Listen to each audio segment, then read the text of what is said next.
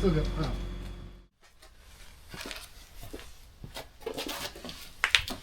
Et oui, j'ai acheté une ND.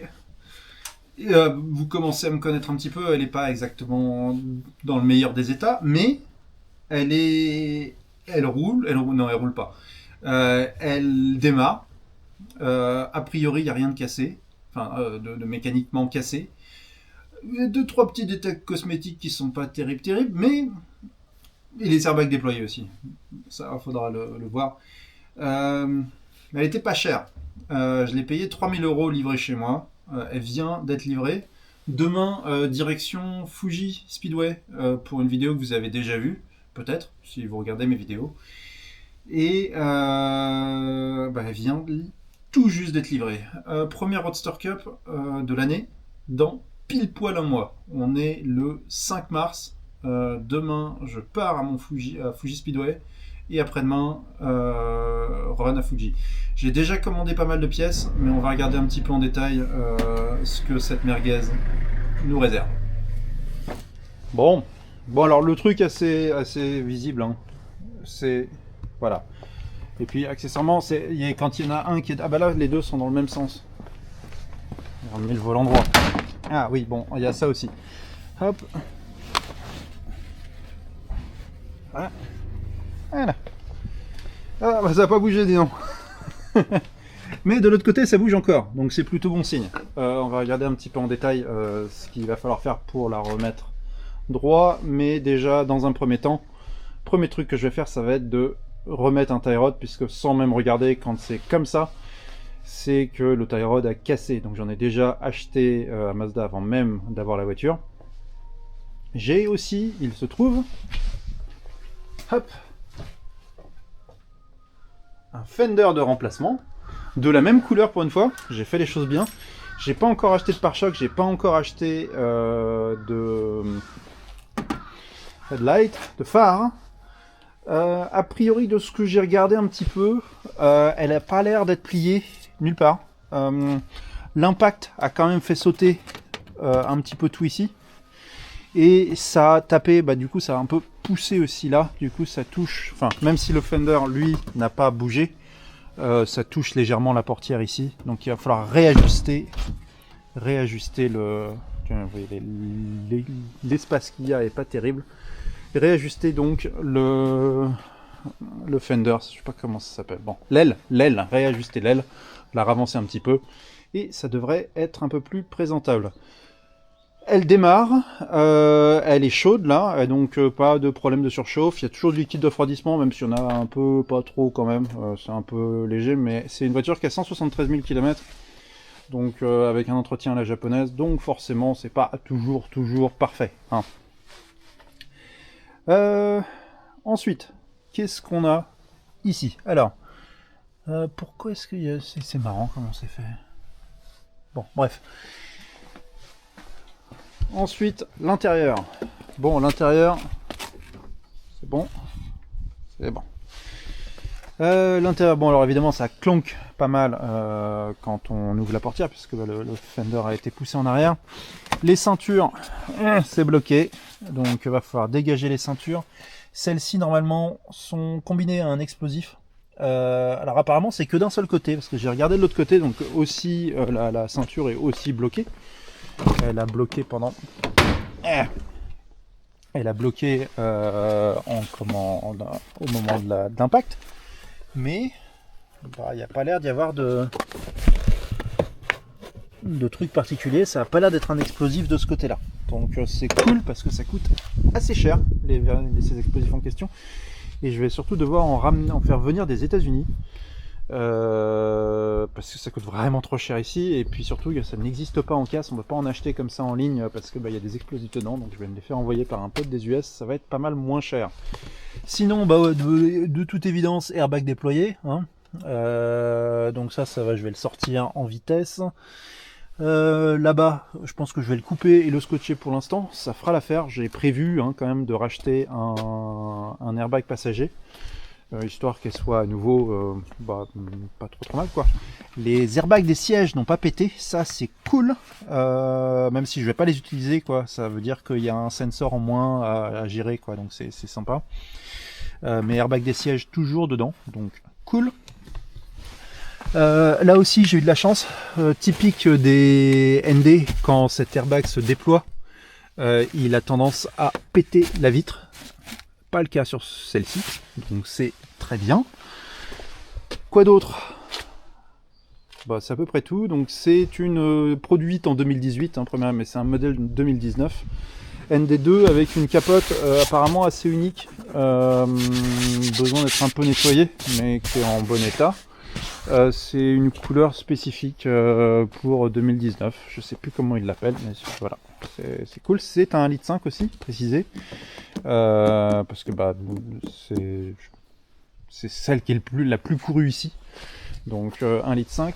Elle a Android Auto par défaut. Ça c'est cool aussi pour moi parce que je suis un peu devenu addict à Android Auto sur mes voitures. Et puis elle a aussi un petit pet ici. Qu'est-ce que j'ai déjà commandé? Alors, j'ai déjà des suspensions pas chères. J'ai déjà commandé un différentiel, un autobloquant. On va discuter un petit peu plus en détail sur ce qui va être fait mécaniquement, mais l'autobloquant, vous allez voir que ça va être très différent de ce que font tous les autres de la Roadster Cup. Là, ça vous donne déjà une petite idée puisque j'en ai un deuxième. Et pourquoi donc? Voilà, sinon donc j'ai commandé, donc c'est un Cusco LSD, ce que j'ai commandé c'est un LSD Cusco, un MZ 2 voies, 9, comme quoi j'achète des fois des pièces neuves aussi. Qu'est-ce que j'ai commandé d'autre? Bon, on verra ça un petit peu plus en détail. Déjà on va essayer de la faire tourner et voir si on peut la déplacer.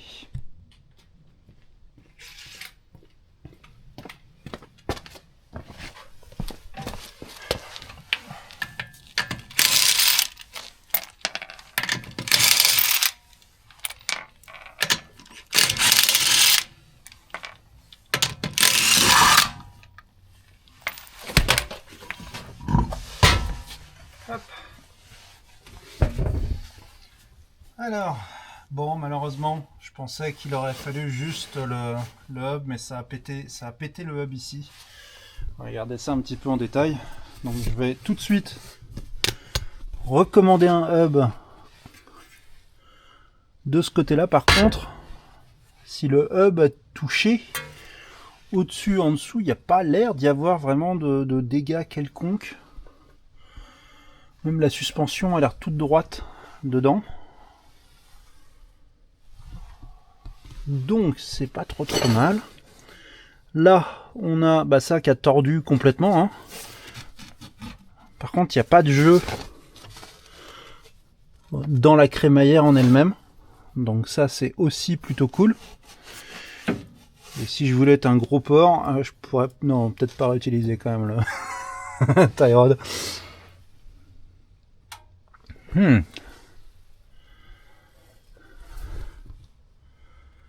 C'est pas si mal que ça, tout ça. Bon, deuxième jour. Le siège est enlevé. Bon, alors évidemment, la ceinture est bloquée. Le truc explosif s'est fait dégager. Ça, on en a déjà parlé, c'était quasiment certain. Bon, alors j'ai vraiment de la chance en fait dans mon truc, puisque j'ai viré le pare-choc donc. On peut voir que quand il a tapé, il a évité en fait tout ce qui est un minimum structurel. Tout ce qui est ici, ce truc, enfin c'est pas structurel, mais je veux dire, tout ce qui est un peu casse-couille à enlever, ça a pas bougé. Là, ça a tapé un petit peu, mais il a même pas, même la foam là, qui est le polystyrène qui est là, n'a pas pris. Il est vraiment, voilà, ça il l'a tordu. Donc ça, il va falloir mettre droit. Je suppose que c'est, oui voilà, ça va comme ça normalement. Donc ça a vraiment frôlé quoi, c'est pouf. Et ça a tout dégagé sur le côté. Bah c'est pas mal en fait. C'est pas mal du tout. Donc je vais redresser ce truc là. Je peux sûrement le faire à la main. Bon, je verrai après. J'essaie de le mettre à peu près comme l'autre côté. Mais j'aurais même pas racheté ça. Et puis ensuite, bah, là, je vais dégager le phare. En racheter un, ça c'est le seul truc qui fait un peu mal. Si je veux en acheter un directement parce que je veux me dépêcher, ça va être dans les 40 000 yens. Ça va pour attendre, je peux en trouver pour 25 000 avec un peu de chance. Donc je vais essayer d'attendre un peu au maximum et puis en racheter un à ce moment-là. Allez, on dégage, on vire le phare et on regarde un peu plus en détail ce qu'il y a là-dedans. Ah, Bernard.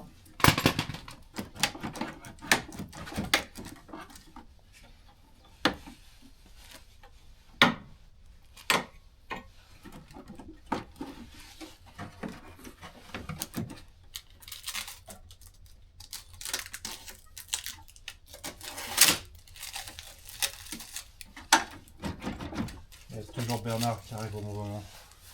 Bon, je vais m'occuper de lui. Et il est toujours en forme. Toujours.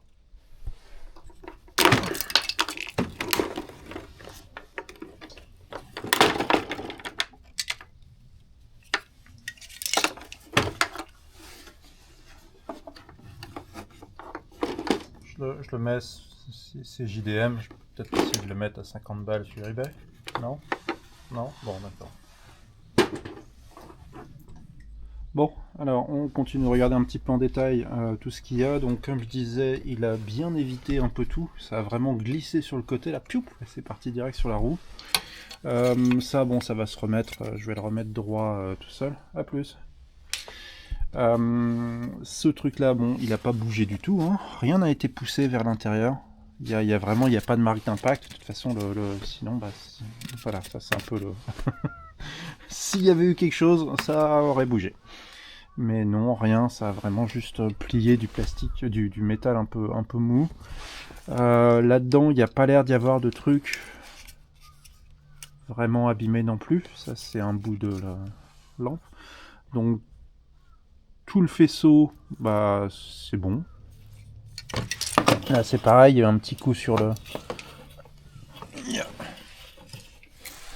Voilà, il réparé. Hop, sur le klaxon.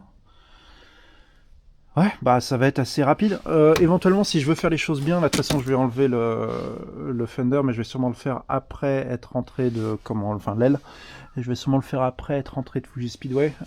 J'ai déjà appelé... Mazda pour savoir combien ça coûterait, mais toute cette pièce-là, si j'arrive pas à la remettre vraiment bien droite, ça coûte 15 000 yens en concession. Donc voilà, pourquoi se casser la tête? Pas forcément nécessaire. Est-ce que ça peut... Non, mais ça n'a même pas pris. Hein. Il n'y a rien qui a bougé, quoi. Donc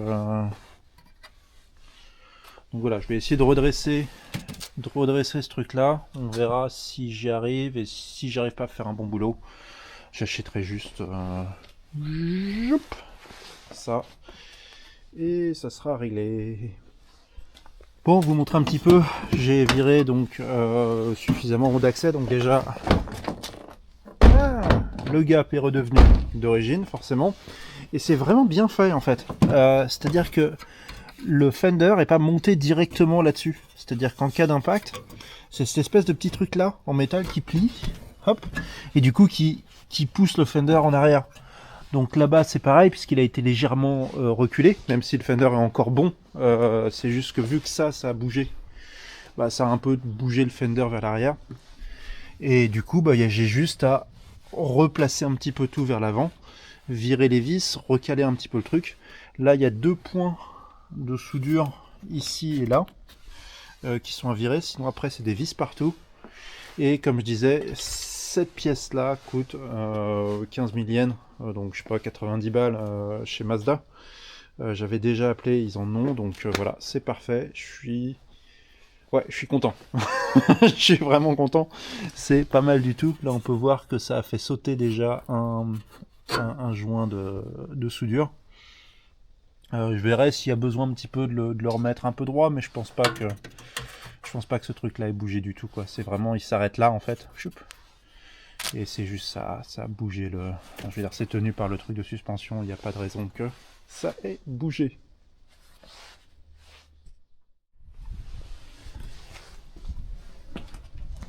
Retour de Fuji.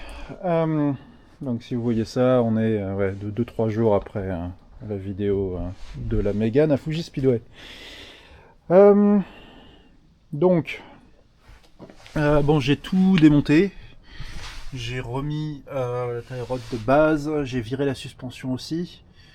Bon, j'ai essayé de réajuster aussi un petit peu les commandes, les ailes. C'est juste pour pouvoir ouvrir normalement sans que ça... Donc c'est mal ajusté, c'est pas très bien. Mais au moins je peux ouvrir les deux côtés sans que ça frotte. C'est quand même un peu plus pratique. Globalement tout se passe pas trop mal.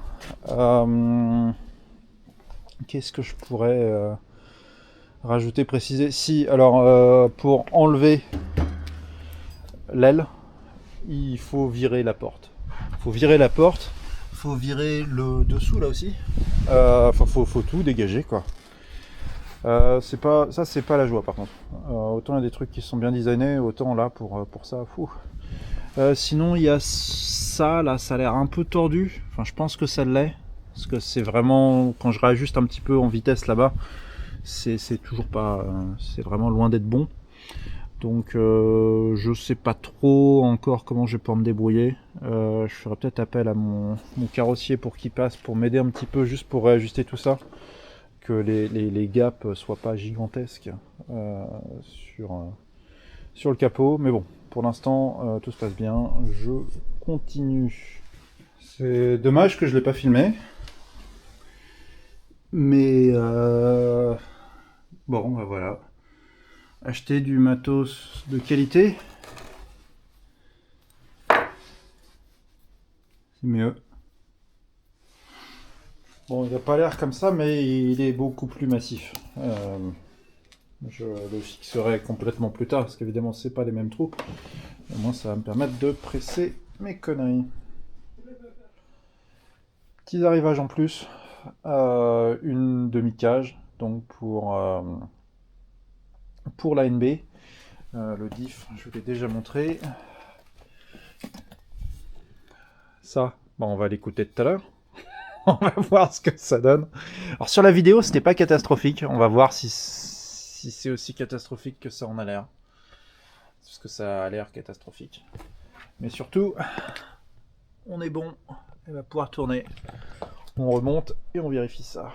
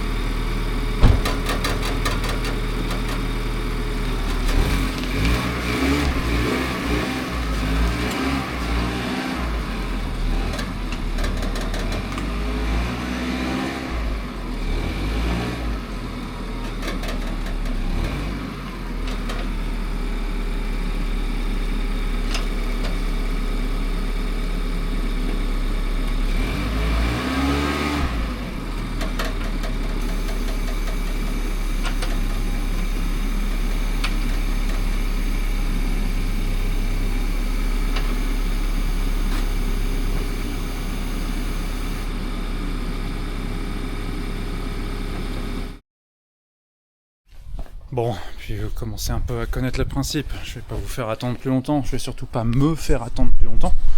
Hop. Ta ta ta. Ça veut bien tenir.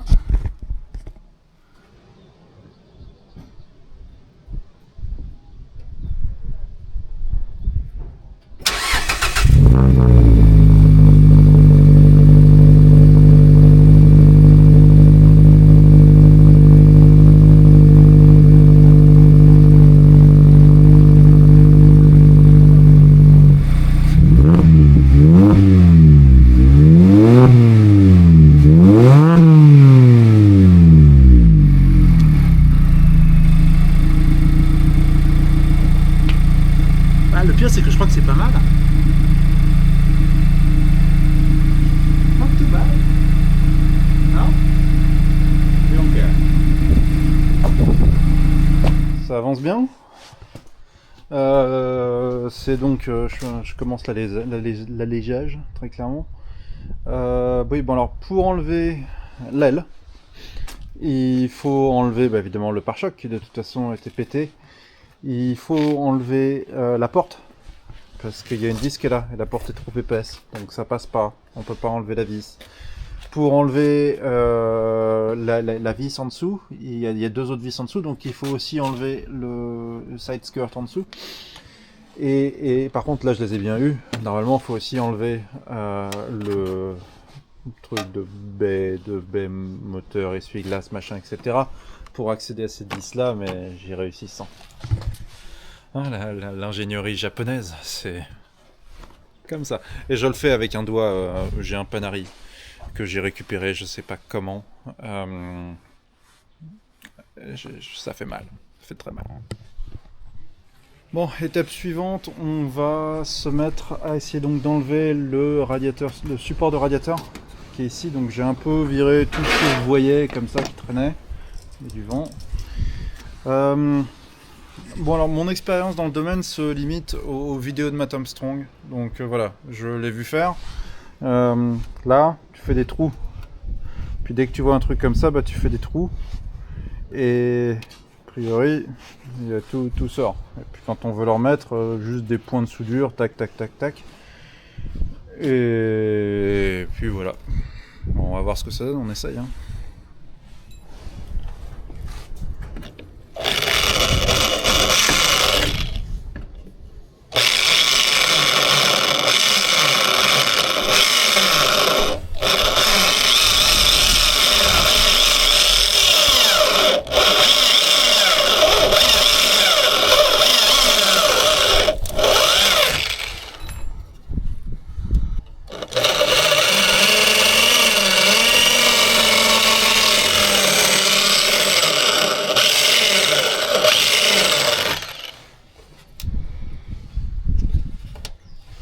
Ça marche mieux dans les vidéos de Matt Armstrong.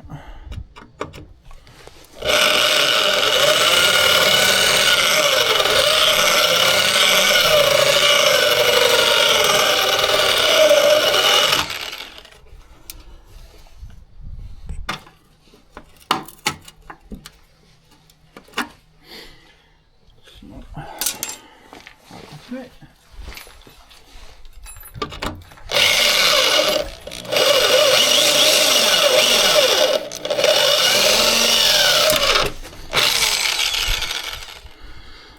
Voilà, c'est venu. Hein. Hop. Ça se trouve, c'est juste.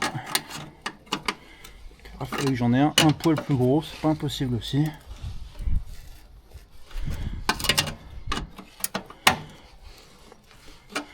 Ah non, ça vient. Hein. Ah voilà, c'est venu aussi. Bon, il n'y a plus qu'à continuer.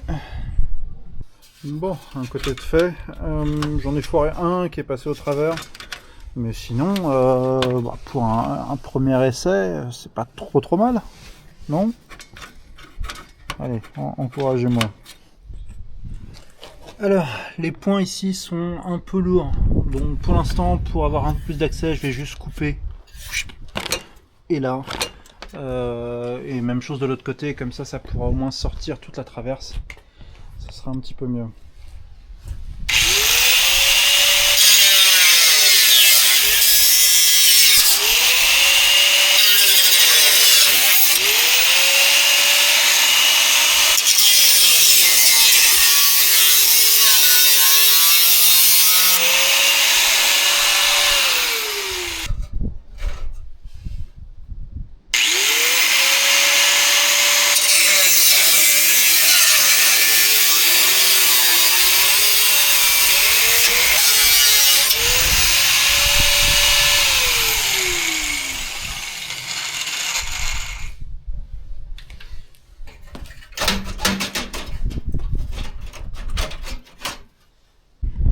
Alors très clairement, vu comme ça n'a pas l'air terrible. Hein.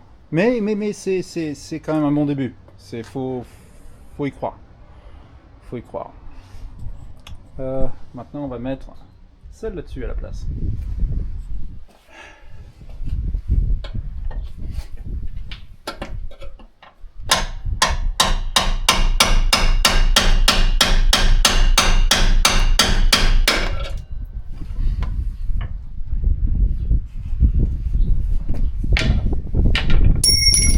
C'est un.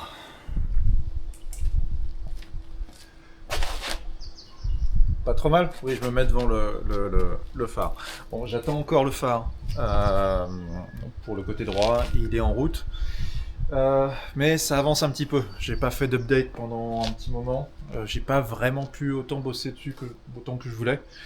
Mais ça avance. Je vais continuer les suspensions. Et après, je vais faire une petite partie sur l'installation de la cage qui est derrière. Enfin, de la cage. De la roll-bar. Le truc qui protège en cas de crash. Bon, retour vers le futur. Il pleut des cordes aujourd'hui. Je suis en train de préparer la Mégane. J'ai même pas encore reçu la Miata. Mais j'ai déjà acheté 2-3 trucs. Donc, on va quand même si vous l'avez déjà vu, j'espère que j'ai pas acheté ces pièces pour rien.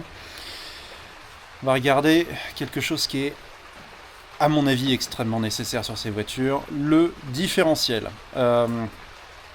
Donc, si tout se passe bien, j'ai acheté demain un autobloquant correct, et la deuxième chose, c'est ça.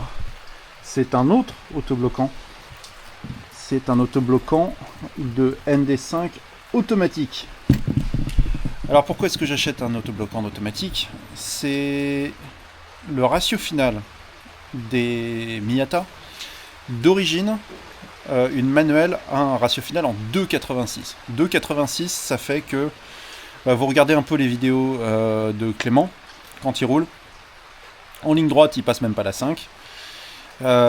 Et virage 1, virage 2, il est complètement hors de la plage de puissance de la voiture. Donc c'est pas acceptable pour moi, c'est vraiment pas. C'est ce que je fais sur toutes mes voitures. C'est ce dont tout le monde se plaint, mais c'est ce que j'adore. C'est une boîte plus courte. Que ce soit en rallye comme sur circuit, je veux passer des vitesses. C'est voilà, j'ai pas une boîte manuelle pour rester avec la même vitesse tout le temps. Je suis capable de passer des vitesses suffisamment vite pour pas que ça se remarque trop. Voilà.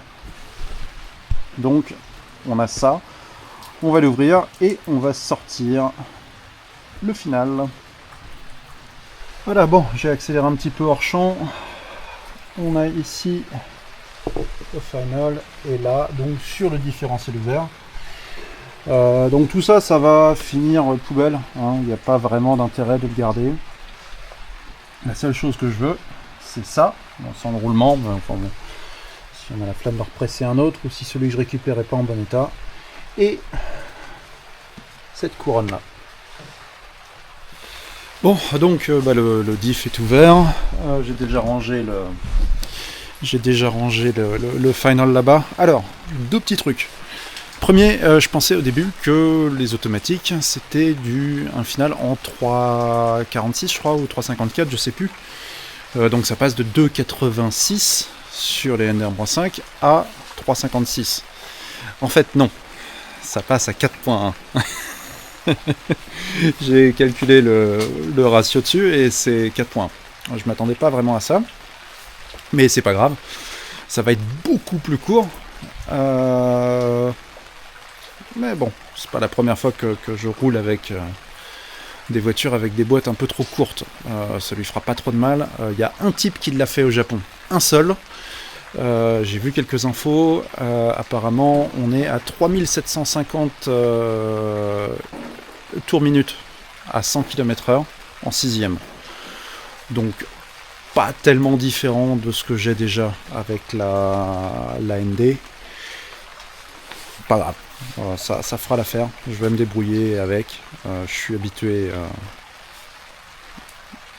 de faire ce genre de truc. Ça va être sportif, mais je pense que ça va être très très très drôle à voir, surtout les départs. ça devrait être intéressant. Par contre, un truc auquel j'étais pas au courant, il faut un spacer en fait, entre la couronne, le disque et le différentiel en lui-même. Entre le final donc et le différentiel, il faut un spacer parce que sinon ça ne rentre pas pour les finales de boîte auto. Donc il va falloir soit que je demande à mon mécano de rallye de le faire, ça va probablement être ce que je vais faire, soit essayer d'en trouver un à vendre. Apparemment le type qui l'a fait, j'ai trouvé les infos, il avait essayé d'en vendre, mais pas l'air d'en avoir vendu. Donc il va probablement falloir que mon mécano fasse chauffer enfin c'est pas une CNC, mais fasse chauffer ces machines à faire des pièces custom. L'avantage d'être ami avec des mécanos rallye, ils sont très débrouillards. Bon, je suis en train de commencer à ouvrir la cage. Je veux plus jamais entendre les Japonais, ils sont quand même assez proches de la nature. C'est les pires niveau utilisation de plastique. C'est absolument catastrophique. J'espère qu'ils ont... donc c'est une cage Saito. Ils sont vraiment assez respectés dans le domaine, on va dire, des constructions de cages, roll cage, etc. ici. J'espère qu'ils ont un sponsor pour le plastique. C'est bien protégé, hein, ça, il n'y a pas de souci. Mais et je viens de découvrir que la cage, la même couleur que le pare-choc. Yay! Un premier test d'installation de la cage. Ouais, c'est vraiment bien fait. Je suis pas habitué par rapport à ces merguez là-bas. Là, c'est tout passe sans problème. J'aurais aimé que là, la plaque à l'avant soit aussi facile, mais ça n'a pas été le cas. Par contre, Saito Cage, bravo. Donc pour vous donner un petit détail, ça a coûté environ 500 balles à peu près livré, 90 000 yens. Donc pour une cage neuve, 4 points, je pense que c'est assez raisonnable. Et maintenant, il faut remonter l'intérieur là-bas, enlever ça à nouveau, remonter l'intérieur et monter la cage, faire les trous et monter la cage par-dessus l'intérieur.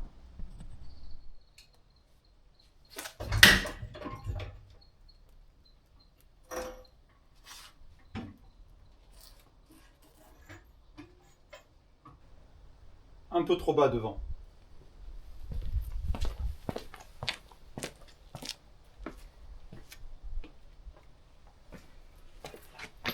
C'est très bas devant.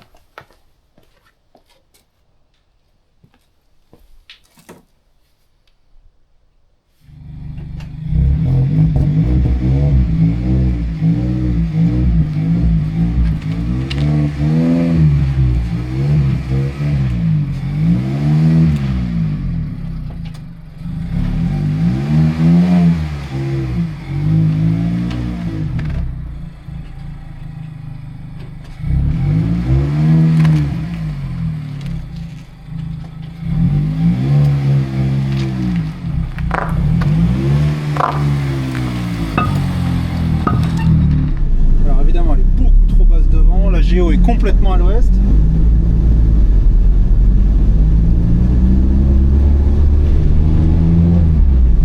Mais ça permet de faire un premier test, tout là.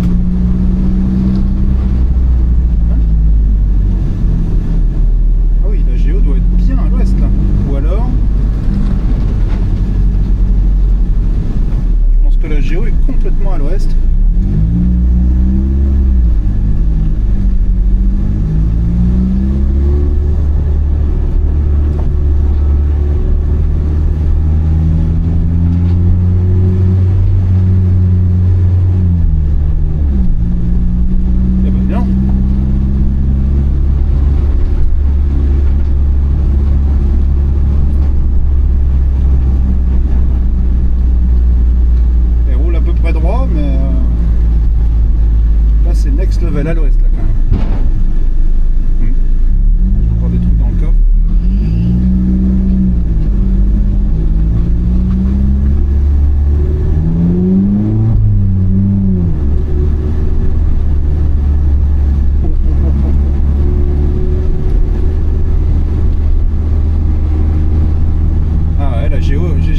géo à ce point-là complètement naze.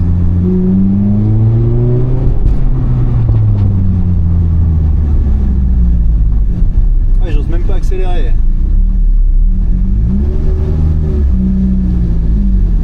Bon,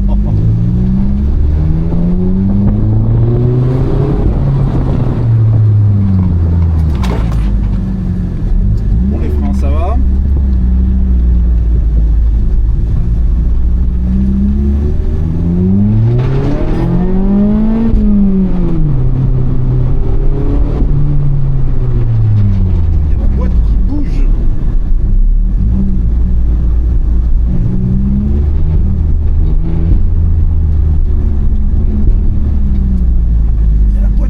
Énormément.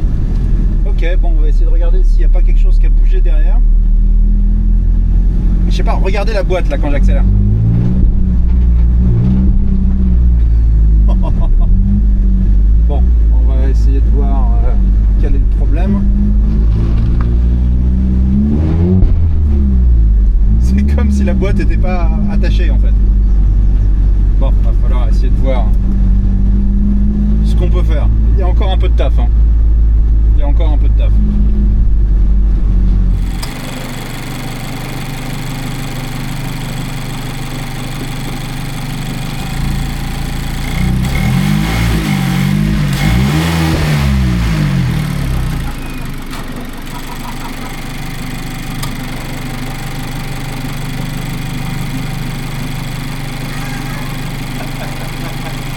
Ouais, j'en étais sûr.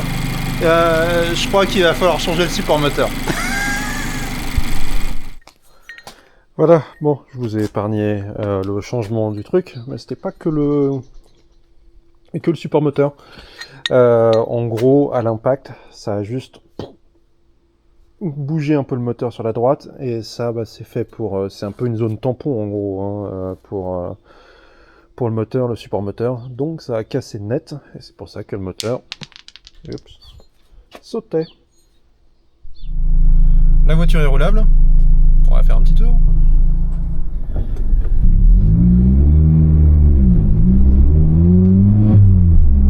Bon, comme vous pouvez voir déjà, le bruit c'est raisonnable, en tout cas de l'intérieur. C'est pas trop violent. Niveau réponse de direction, ça va aussi. On va quand même déplorer le côté direction assistée électrique sur les ND. Malheureusement c'est comme ça, et c'est pas forcément, c'est pas ce qu'il y a de plus jouasse, quoi, on va dire. J'ai pas mal de trucs qui traînent. Les suspensions sont assez dures, mais c'est pas catastrophique si on compare avec la NB blanche. On est sur une voiture qui est limite confortable. Par contre, là on est en deuxième, on est toujours en deuxième, encore en deuxième, et là on passe la 3, un réseau. Et puis la 3, là la 3 je reste là-bas, enfin, c'est jusqu'au bout de la rue, hein. Ça a fini par contre.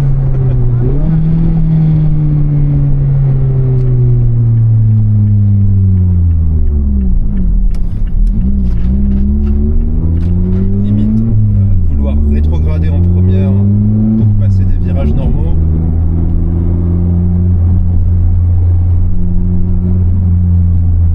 C'est pas forcément l'idéal, on va dire.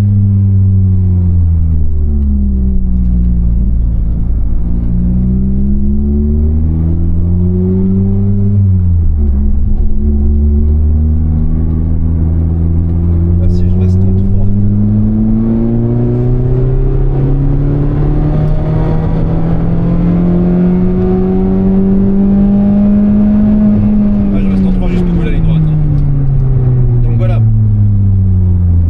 Que la voiture était avant. Et en comparaison, comme elle est maintenant,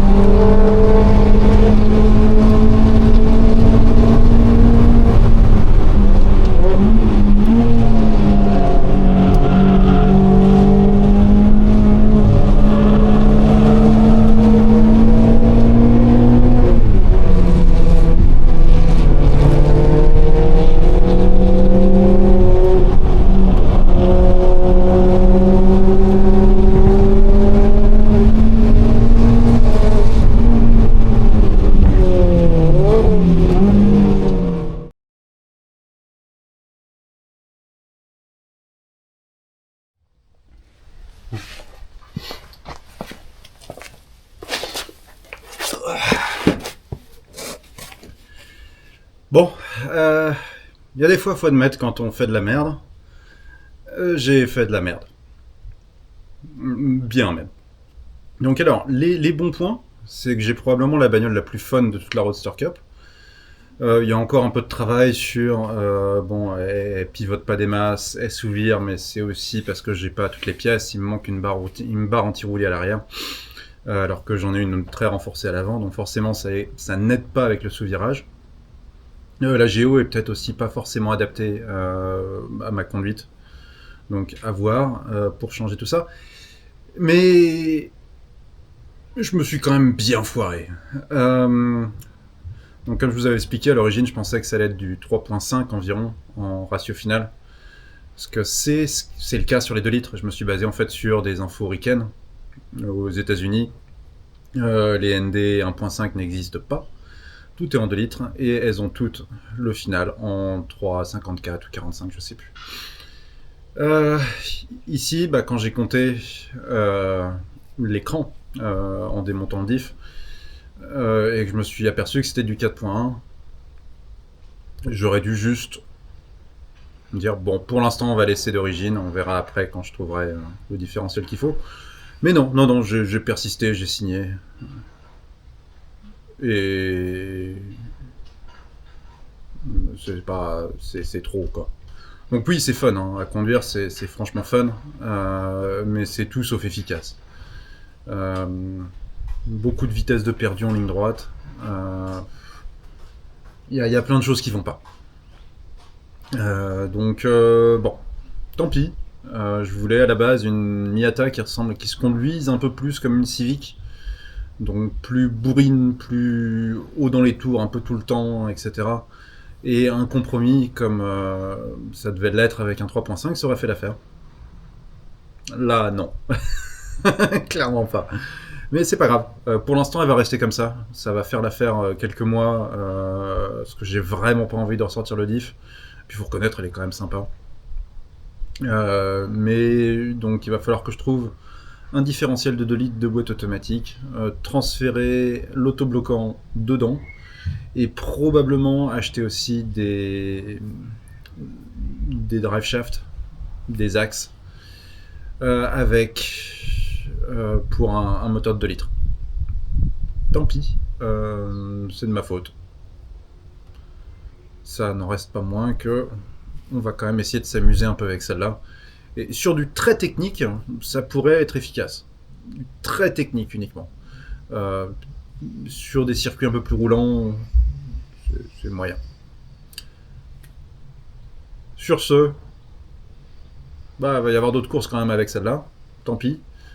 Ou tant mieux, je sais pas. Les résultats vont pas être fun, mais la conduite va être assez drôle. On se revoit la prochaine fois. Il y aura de la Citroën. Pas forcément ce que vous pensez, mais il va y avoir de la Citroën. À la prochaine!